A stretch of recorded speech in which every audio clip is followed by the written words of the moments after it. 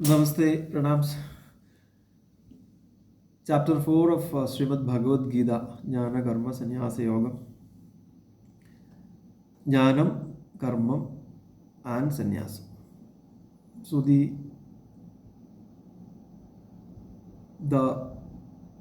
path of Jnanam, Karma, and Sanyasa. We can say walking the path of Jnana, Karma, and renunciation.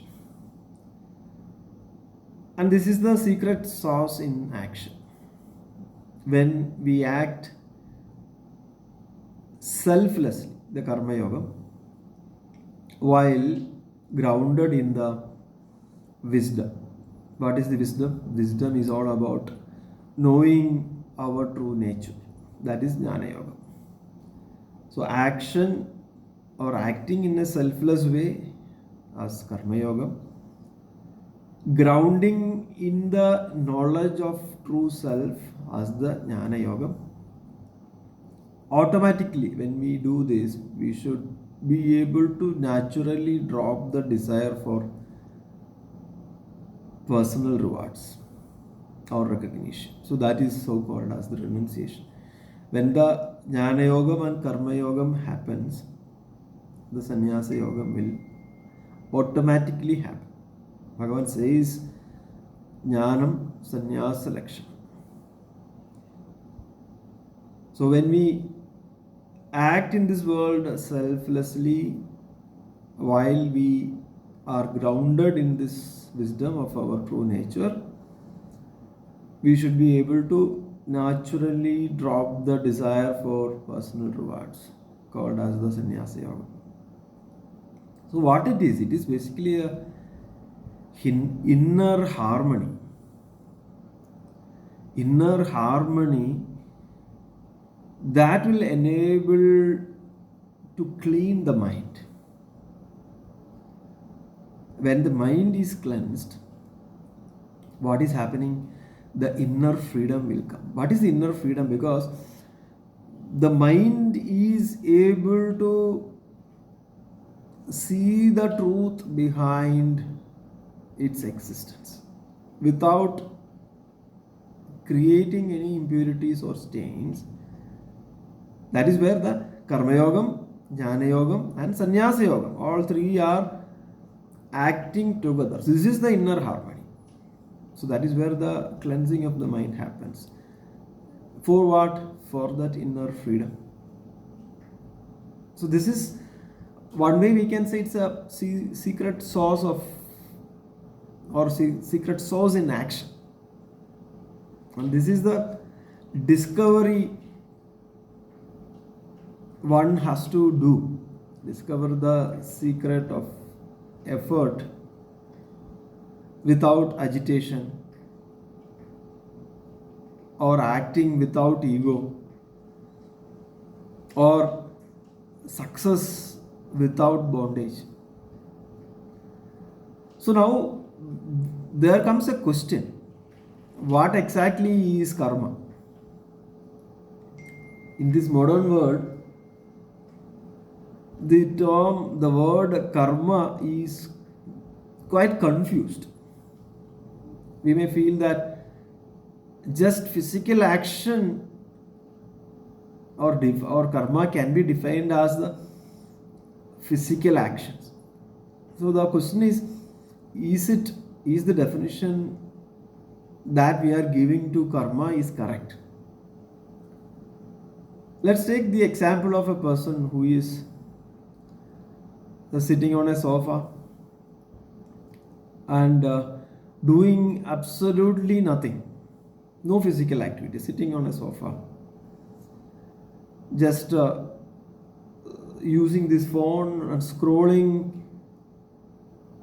say Instagram, scrolling and see what is happening, right? One by one, right? For the last 2 hours. From the outside world, if you see that person, what we say outside world, from when we look at him, for us he looks or he appears inactive. He just sitting and looking at a phone. But technically, what is happening inside that person while he scrolls the Instagram from one to another? What are the kind of feelings or emotions which are happening in that person?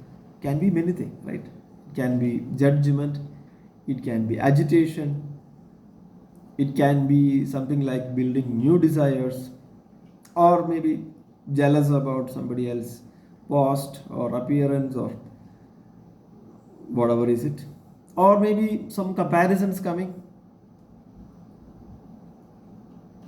correct? Or it can be some sort of an insecurity. Oh, they are able to do, or he is able to do, I'm not. Or maybe seeing some vacation photos. It can be anything. I mean, I don't need to say these are the kind of emotions happening inside a person. Though that person looks physically inactive, so there are certain things which are happening inside that person. It could be maybe from a modern perspective, afraid of missing something, so called as FOMO, fear of missing out.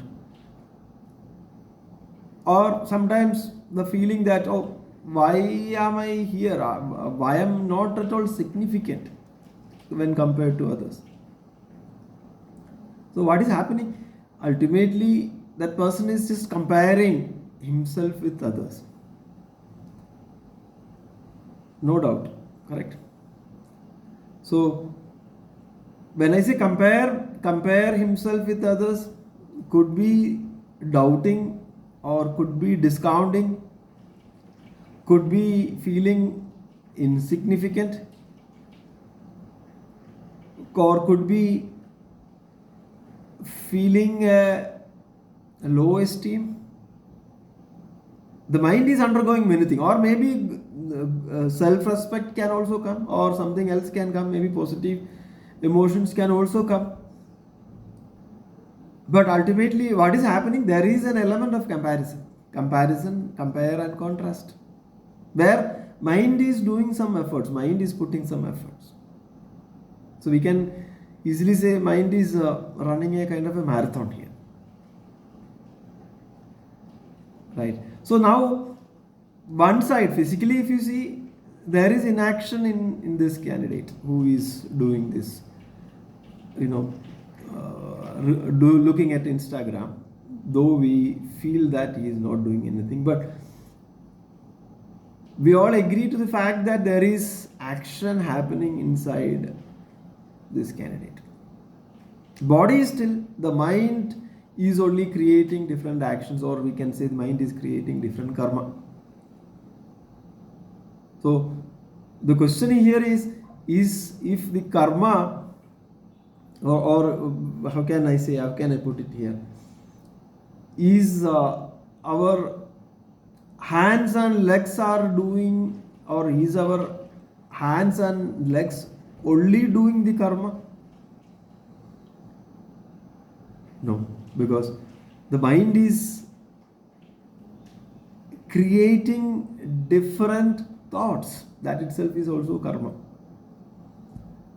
So one way you can say the karma is determined by what the ego is doing. When I say mind, andhakaranam, manasa, buddhi, chittam, ahankara. So the ego, so basically you can say karma is determined by the ego. So let me bring another example. A person who is running a company and doing a lot of noble things, being a karma yogi, versus a person who has escaped from the life, has gone to Himalaya, sitting in a cave and not doing anything but thinking whole day about what would have happened in my home after running away from that place. A person who is running a company, who is doing a lot of things but clean and pure in mind, versus a person who has ran away from the life, sitting inside a cave. My question is, who is a true yogi? So yogam is not something like withdrawing from the actions. Yoga is all about freedom from ego while we act in this world. And one thing we need to understand is not all actions is true action, and not all silence is true inaction. Keeping quiet, sitting quiet doesn't mean that there is inaction, because lot amount of thinking can happen in the background, in the mind. Or maybe one person who appears to be very busy need not achieve anything, right? Or some people may appear very silent, but they are inwardly agitated or disturbed. In our offices also you can see, right, a lot of people, they open up a lot of windows in their computer, switching between one window to another window, looks busy, very acting very busy. But at the end of the day, there is no meaningful impact from that person. That person is also doing work. So there are two dimensions to be understood. Getting engaged selflessly without or not under the clutches of ego and producing results. Another side, not doing any work but internally agitated. So now there are two key ideas in the 18th verse of 4th chapter. We have seen karmani agarmaya pashyed agarmani cha karmaya sa buddhiman manusheshu sayukta kritsna karma krut. So the one who is constantly using the discrimination to eliminate the sense of doership from every action is a wise. One who uses a constant discrimination and eliminate the sense of doership from every action is a wise person and well integrated in the spirit of yoga. So here we need to understand that the body and mind are doing, when we say eliminate the sense of doership, here the understanding is very clear. My body and mind are doing, but my inner self is not claiming anything. That I am the doer, I am the enjoyer. In Kadopanishad, there is a verse, Ashariram Sharireshu Anavasteshu Avasthitam Mahandam Vibhum Atmanam Matva Thiro Nashochati. Ashariram Sharireshu Anavasteshu Avasthit Mahandam Vibhum Atmanam Matva Dhiro Nashochati. The wise. So the definition of a wise in another way is the one who doesn't operate in ego and realizes that the true self, I am the true self, and it is changeless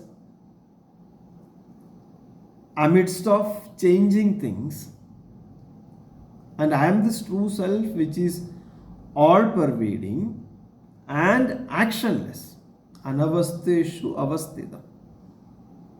I am, though I have a shariram, ashariram sharireshu. Anavasteshu avasthitam.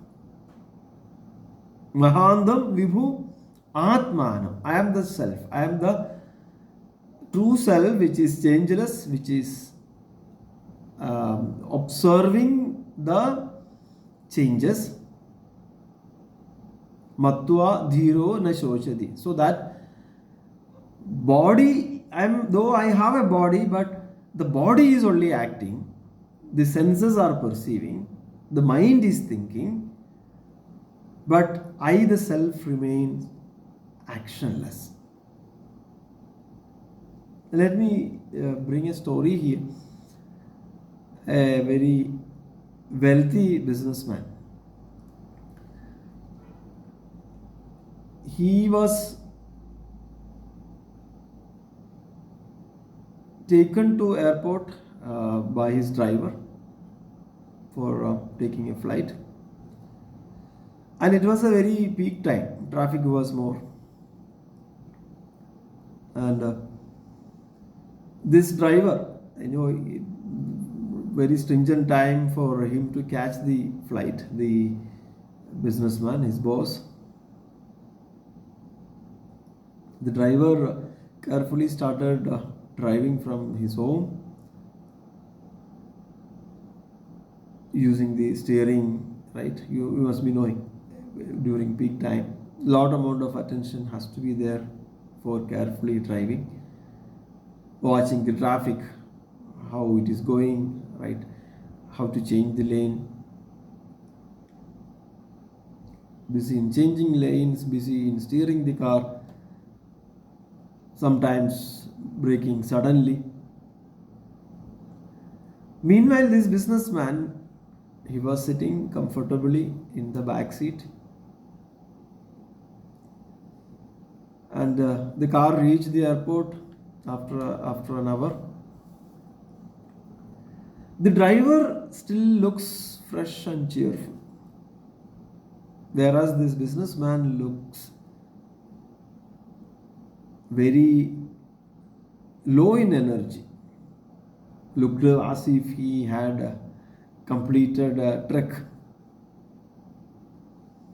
So the driver asked this man, his boss, "Sir, are you okay? You look very tired." "Yeah, I am okay, though I am feeling bit of exhaustion and tiring."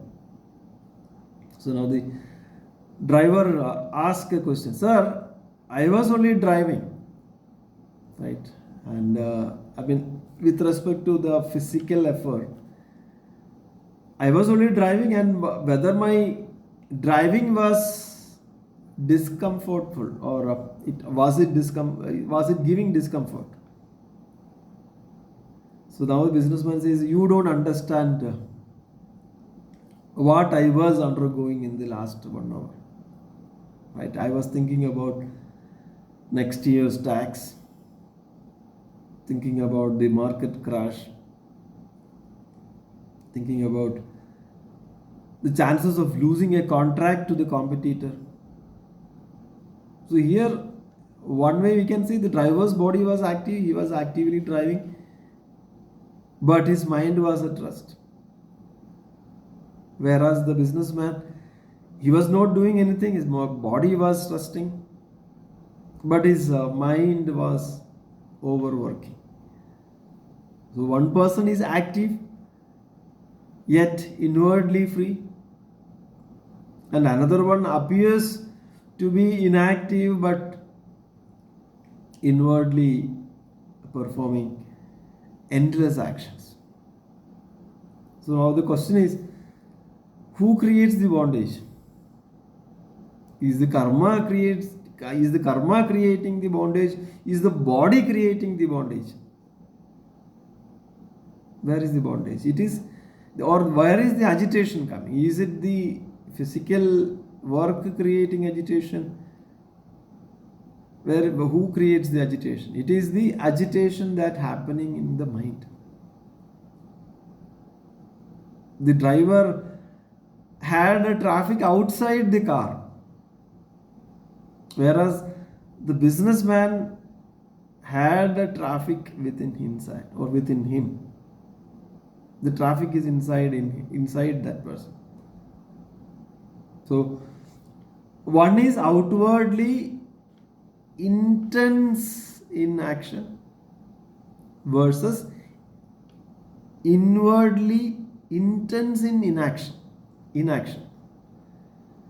Outwardly intense action versus inwardly intense inaction. This car driver's case. And the businessman's case, outwardly intense inaction versus inwardly intense action. This is very important because these days we also say that I was doing meditation. One thing we need to understand, if we also do an ECG check while we do the meditation, that will give the real results whether the mind is cool or not. Right? Even in meditation, sometimes the mind will be doing cardio exercise. So this is a question to all of us. When we say, sometimes, this is also one of the reasons for us getting drained out. Lack of energy sometimes, right? Physically also we may do a lot of work, but on the top of the physical tiring, the mental tiring is also very important to understand. Now the verse 19, Yasya sarve samarambha kama sankalpa varjita Jnana nidagda karmanam tamahu pandidam buddha yasya sarve samarambha kama sankalpa varjita Jnana atni dagda karmanam tam ahu pandidam buddha. Who is ever perfect in action? That's where Bhagavan Krishna says, the one who is, or we can say whose undertakings are all without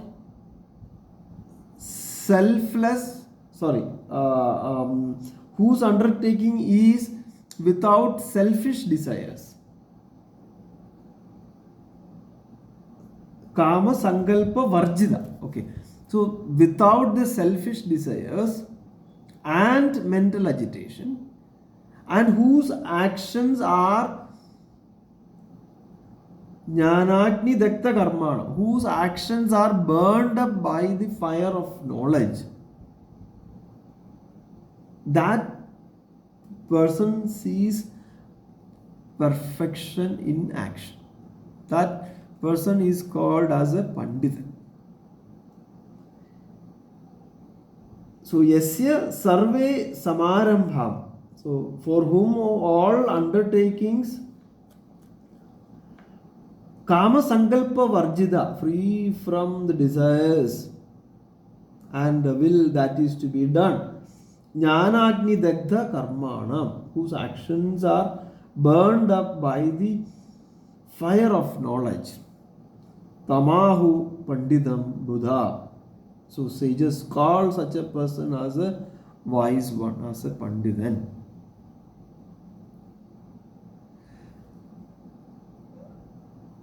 Once upon a time, a guru asked the Shishyan, two Shishyas, 2 bags of seeds were given to the 2 Shishyas. So in these 2 bags, one bag has the seeds which are normal, and the other one is roasted seeds. But nobody will be able to make out. Both look very identical. And asked these two Shishyas to take both bags, go and seed them. Ask these two Shishyas by the Guru. So the Shishyas observed that one set started growing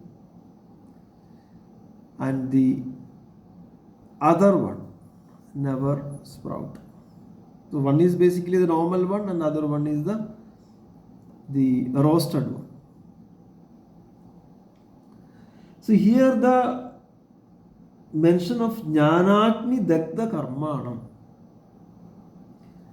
A Jnani, a Panditan, is an enlightened person who is like a roasted seed.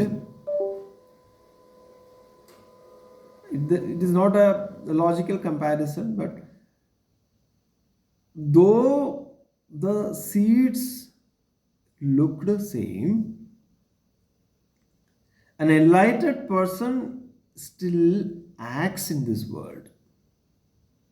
But action or the actions that the enlightened person do will never produce the karmic bondage, because the ego will not be there to claim the ownership, and the ego is roasted in the knowledge.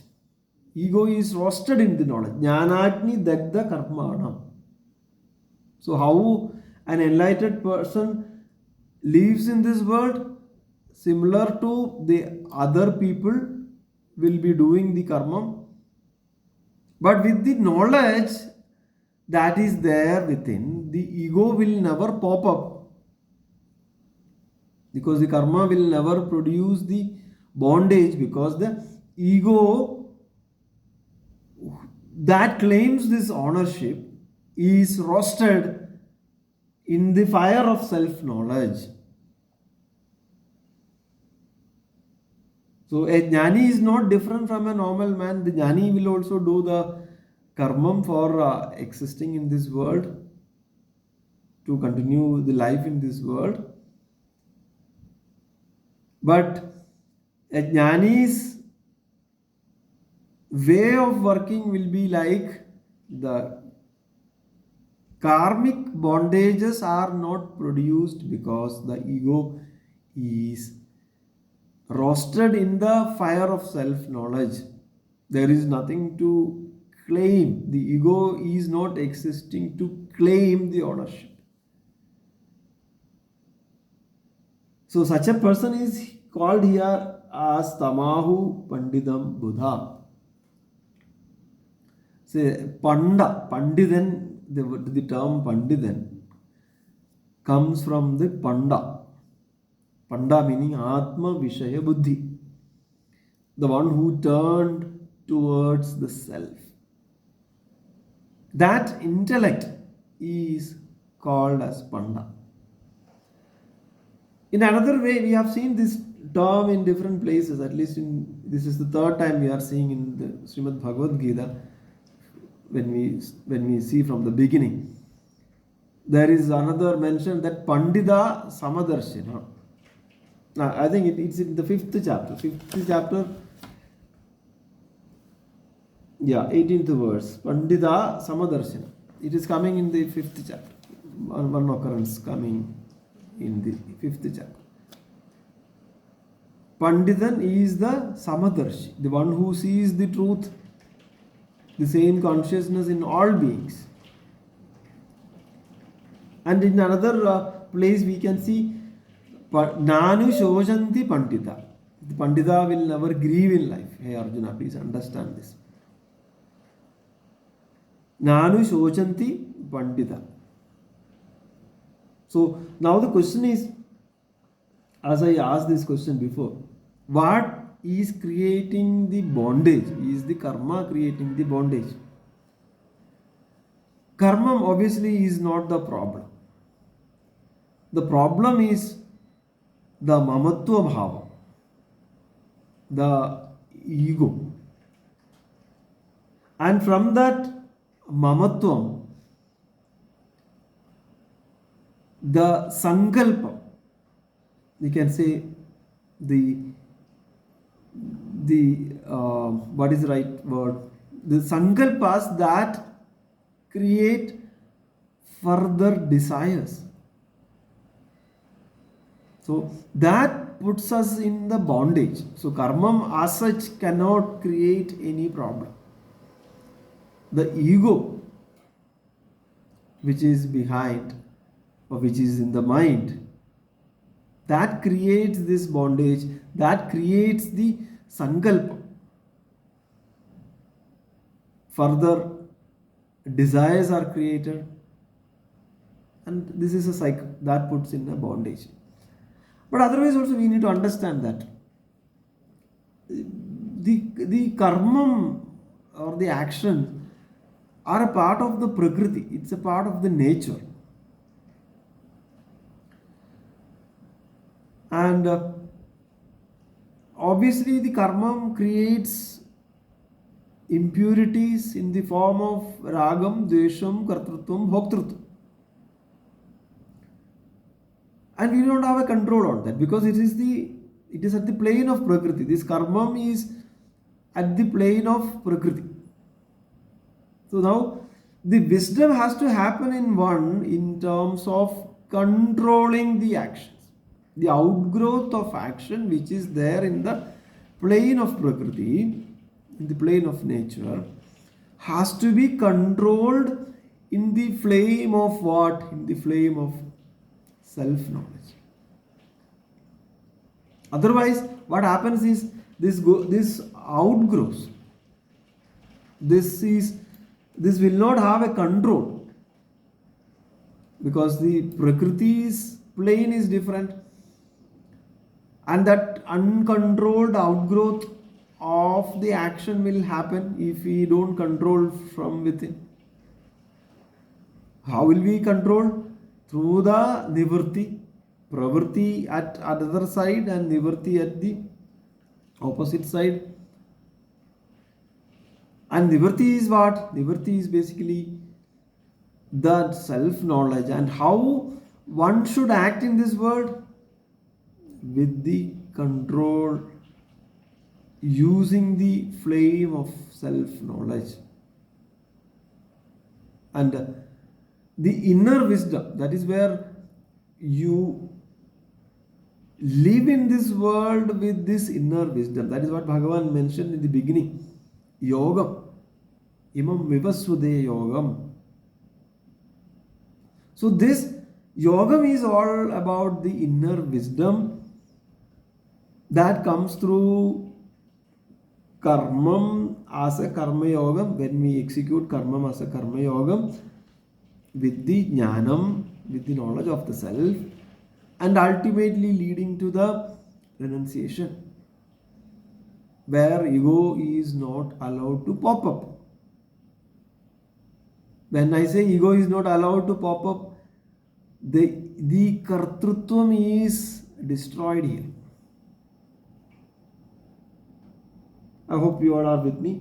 Yasya sarve samarambha kama sankalpa varjita jnana agni dagdha karmanam tamahu pandidam buddha. So Bhagavan urges all of us to become a panditan. Who is a panditan? Panditan is the one who acts in this world like others,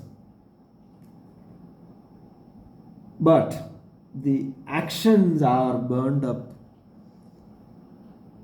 are burned up by the fire of self-knowledge. Verse number 20. Tyaktva karma bhala sangam nityadripto nirashrayah karmanyabhipravritto vi naiva kinjit karodi sa. Tyaktva karma bhala asangam Nityatripta nirashraya karmani abhipravritta abhi na eva kinchid karodi sa. Tektva karma bhala sangam. So giving up the attachment. Tektva meaning giving up. Karma bhala asangam, the attachment to the results. Nitya tripta nirashraya, always nitya tripta meaning always contented. Nirashraya meaning not dependent. Karmani abhi pravritta abhi, in action. Abhi pravritta meaning fully engaged. Even though abhi na eva kinchid karodi saha. So no, it is not. I mean, a knower of the self, a realized being, is always content. The happenings which are occurring outside will not get affected in this person, because the mind rests in the self. Mind is always having the tripti. So the real meaning is giving up the deep attachment to the results of the action, always contented, being not dependent on anything externally. The wise does not do anything even though fully engaged in actions. There is a similar verse in the 3rd chapter. Yastu atmaradi revasyad atma triptascha manava atmanyevacha sandushta tasya karyam na vidyate. In the Karma Yogam 17th verse, there are 3 terms. Yastu atmaradi revasyad. Atmaradi meaning delighting in the true self, in the true identity. Yastu atmaradi revasyad atma triptascha manava. Atma tripti, satisfied in the self. Atmani eva santushta tasya karyam na vidyate. Atma santushti, contentment in the self. See now, tektva karma bhala sangam nitya tripto nirashraya karmani abhi pravritta abhi na eva kinchit karoti sa, does not do anything. Meaning what? That is what? Naiva kinchit karoti sa, does not do anything to become happy. See, the corollary to that, most of us work to become happy. Correct? Most of us do the actions to make us happy. Whereas the wise work because they are already happy. They are already having that fullness. They are already having that perfection. That's what I told. Atmaradi, Atma Tripti, Atma Santushti. Otherwise also they are perfect, they are full. That wholesomeness is there. Here another term, Nitya Tripti and Nirashraya. Nirashraya meaning what? No dependency on any other things for the happiness. Otherwise, inherently they are happy. Ego will never arise in them. So when the ego is not arising in them, then there is no question of selfishness coming in them. And nirashrayatva, there is no dependency on anything for them to be happy. They are fully dynamic. Their mind is always peaceful and calm, because there is ashrayam is there with what? Ashrayam is with the true self. in Srimad Bhagavatam, we say the 12th chapter as the Ashraya Skanda. Lord as the depending person or the dependence on the Lord.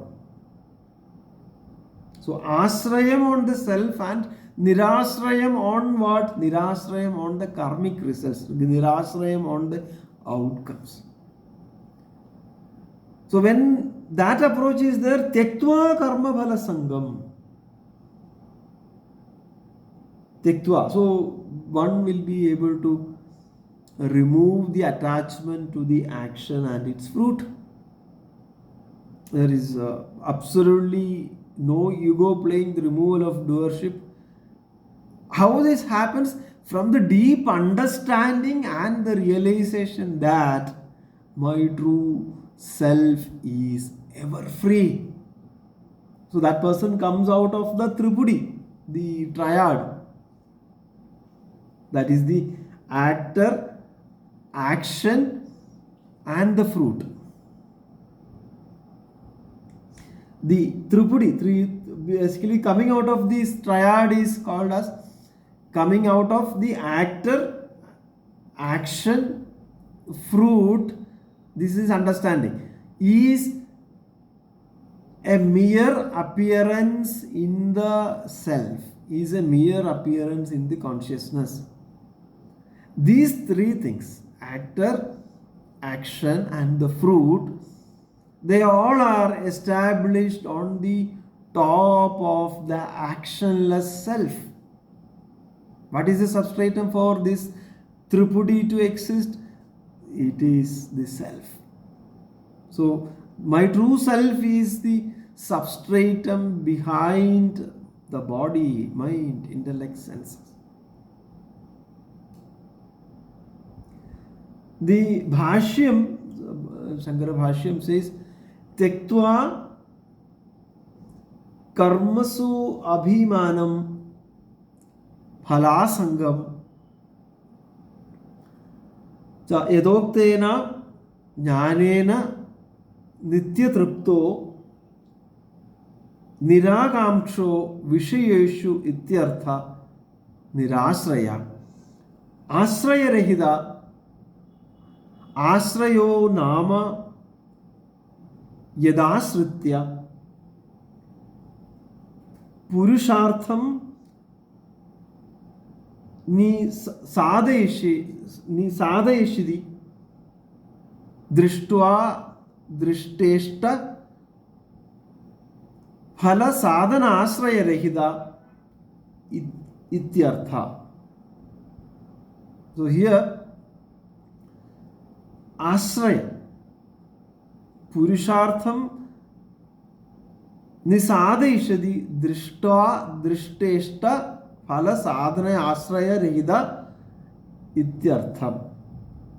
So what is it referring? Contentment is the important thing. Contentment for us also. Forget about all this Vedanta and spirituality. Contentment should be a part of the personality. Seeing positive things, seeing good things, deriving or seeing the good aspects in life is very, very important. That should be a part and parcel of our personality. And that is where the true Karma Yogam helps us, because true Karma Yogam is all about losing the attachment to the results of actions and not allowing the ego to pop up with the knowledge. So while doing the Karma Yogam, one should become less dependent on the external world for the happiness.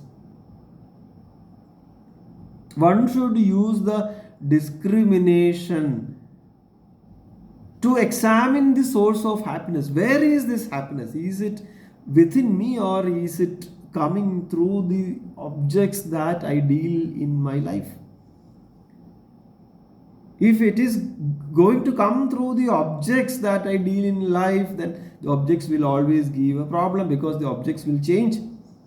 Objects cannot be dependent on.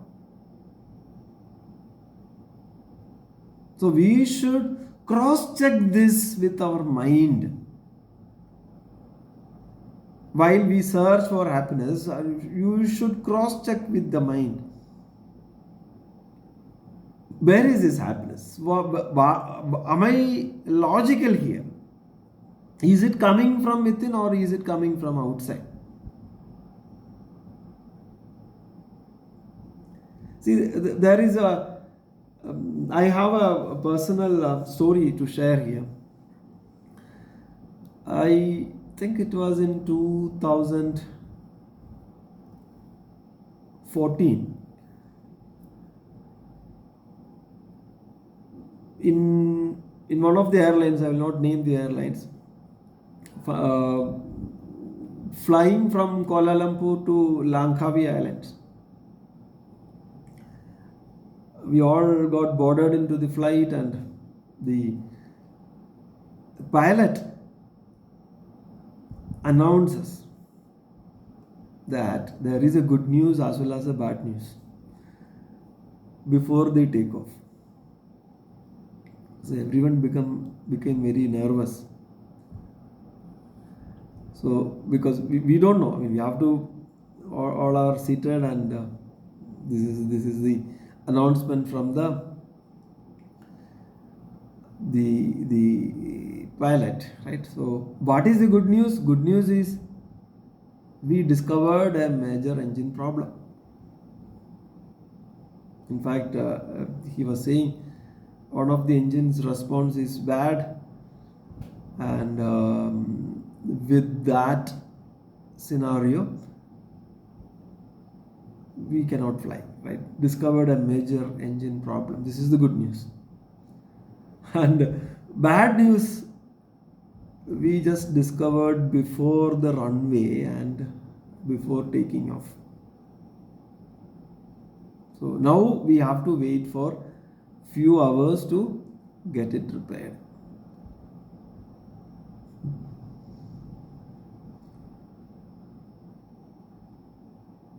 If you think, if you wait a minute,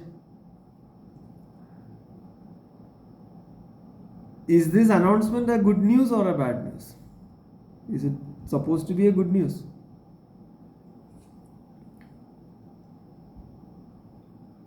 I think it is both are good news actually. So, exactly. The bad news would have been the scenario where this is getting discovered at 35,000 feet above. So it's good news only. So now we need to understand a similar situation in our lives also. See, our mental agitations are happening. So we need to really discover that. So from where the discovery comes, the base of the discovery is through the self-awareness. So if we are self-aware, we will be able to see our mental agitations, and it is very easy for us to transform our lives. See, the issue is the ego or the individuality in all of us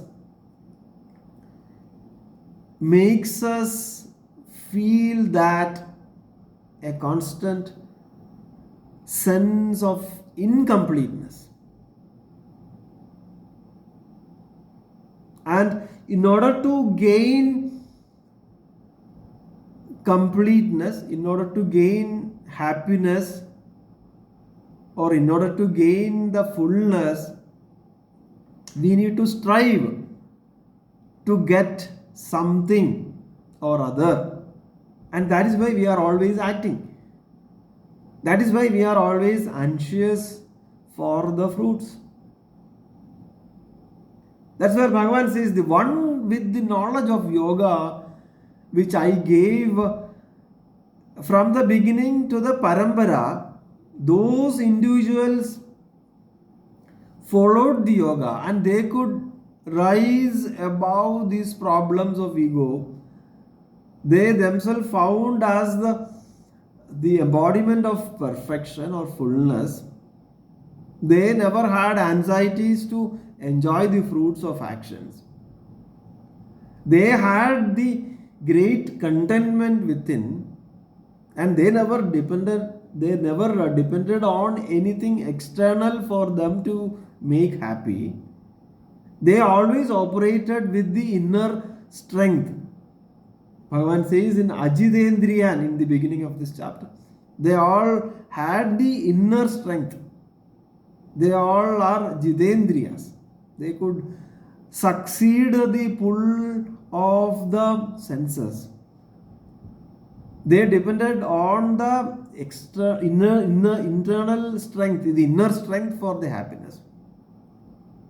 So now the fact that we have to understand is it is our ego-centric desires that is making our actions painful and getting agitated in the mind. And the mind creates the stains of the actions in the form of ragam, dvesham, kartrutvam, bhoktrutvam. That is what we have to understand. Verse number 21. Nirashir yada chittatma tyakta sarva parigraha shariram kevalam karma kurvannapnodi kilbisham. Nirashi yada chitta atma tyakta tyakta sarva parigraha shariram kevalam karma kurvannapnodi kilbisham. What is the meaning here? Having no desires with this mind which is self-controlled,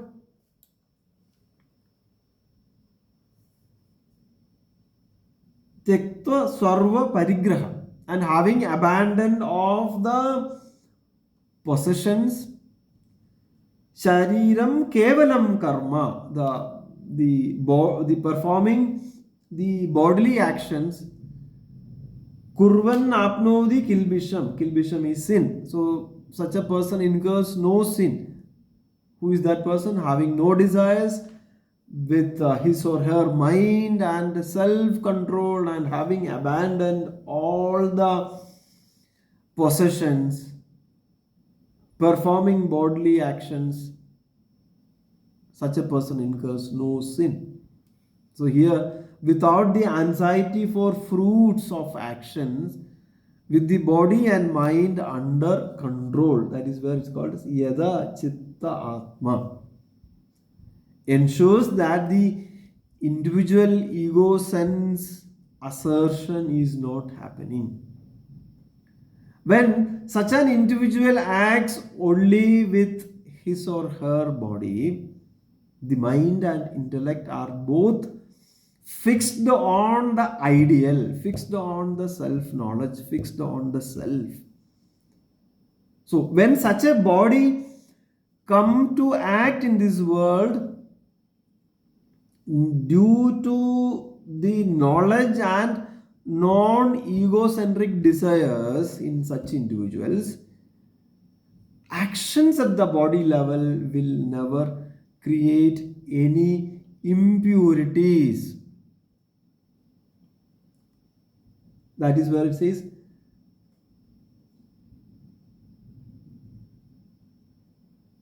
Kurvan apnodi kilbisham.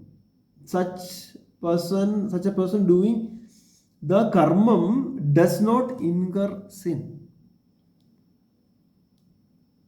So, body level karmam will not create any fresh impurities in such a person, because all the karma vasanas are curbed with the self-knowledge, the state of egolessness. That is why it's called Chitta Shuddhi. And that is how people excelled in life, through Karma Yogam. So Karma Yogam is basically what? It is a mechanism to cleanse the mind. Chitta Shuddhi Sambhadanam through Karma Yoga. Verse number 22. यदृच्छालाभसन्तुष्टो द्वन्द्वातीतो विमत्सरः समसिद्धावसिद्धौ च कृत्वापि न निबध्यते. The one who is happy, yadricha labha santushto dvandvatito, the one who is happy with whatever comes by chance, who is unaffected, dvandvatito vimalsara, who is unaffected by the opposites, free from what? Free from the vimalsara. Vimalsara meaning free from any sort of competition or jealousy.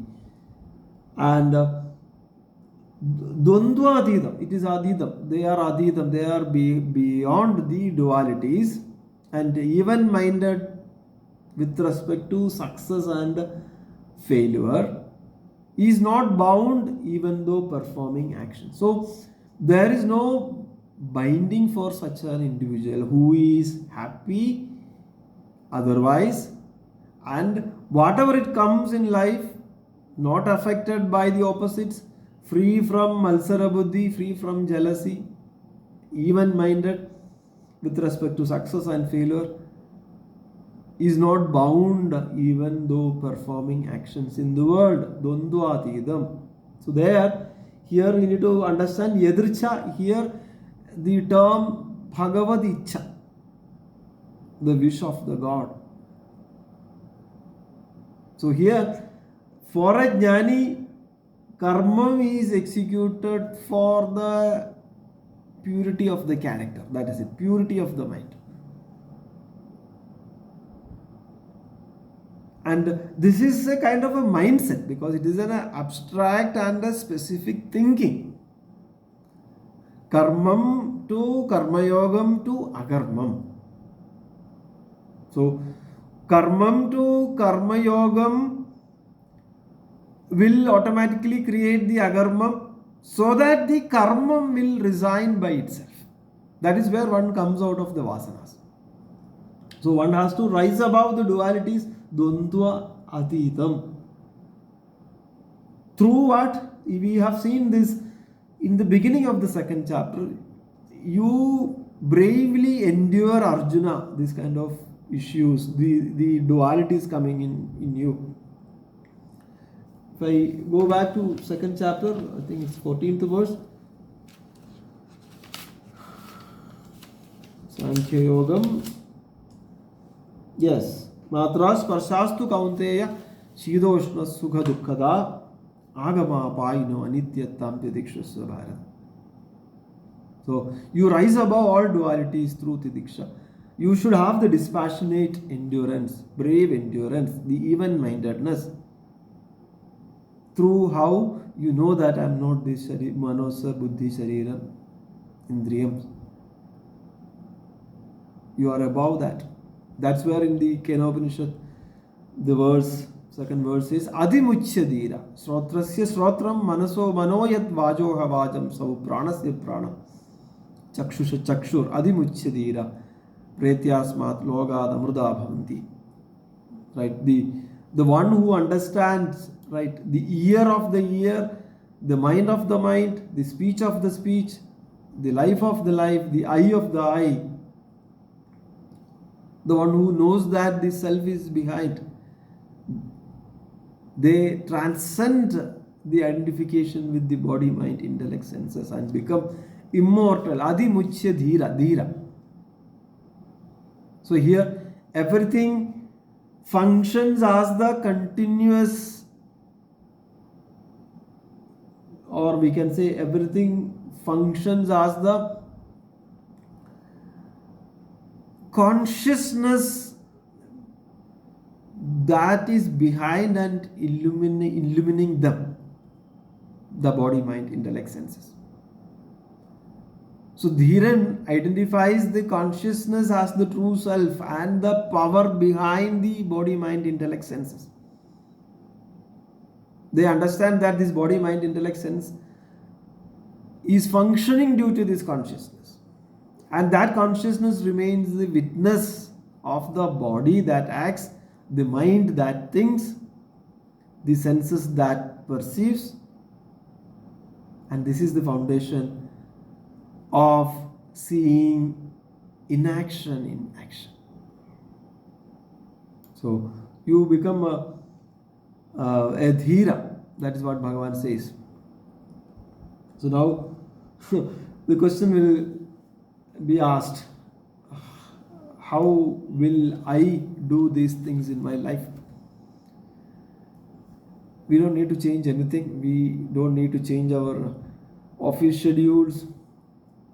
You don't need to change the people in the office. You meet the same people.